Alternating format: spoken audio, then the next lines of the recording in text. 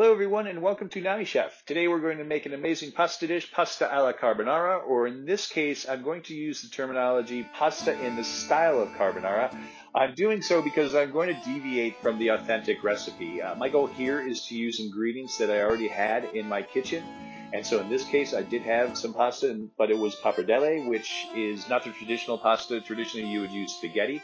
2 whole large eggs, 4 ounces of thick cut bacon. More typically you would see pancetta, or if you really wanted to get authentic, it would be a guanciale, which is cured pig's jowl or the pig's cheek. 2/3 of a cup of freshly grated Parmigiano Reggiano cheese.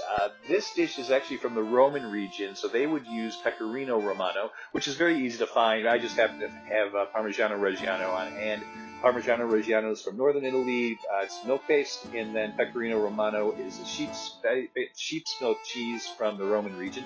2 teaspoons of freshly ground pepper, and a couple of optional ingredients, including 1 egg yolk per person, which I'll show you in a second, and then additional cheese on top.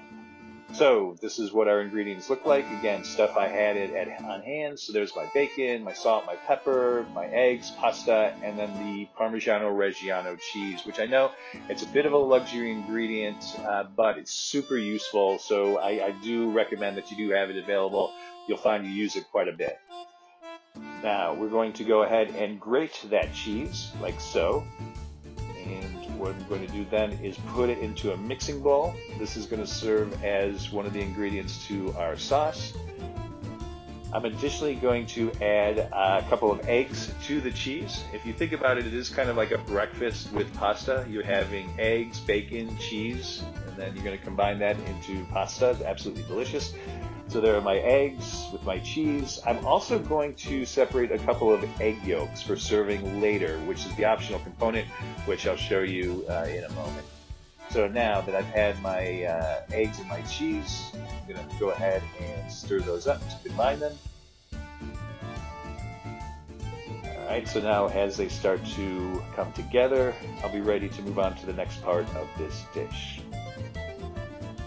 Alright, looks pretty good. So again, that'll be part of my sauce.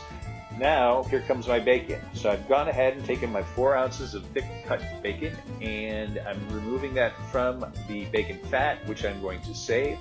Of course, saving that bacon as well. And now there's my pasta boiling away. Once that's ready, I'm going to go ahead and combine it with the bacon fat. So very rich dish, and absolutely delicious. So you can see I'm stirring in my pasta. Now from there, I'm going to add the eggs and cheese part of the sauce. So there goes the pasta into the eggs and cheese. You want to be careful. If it's too hot, the eggs will scramble. Looks like we did okay in this case. It's not the end of the world, but you want a creamy sauce rather than having bits of scrambled eggs in the sauce. So I've combined them.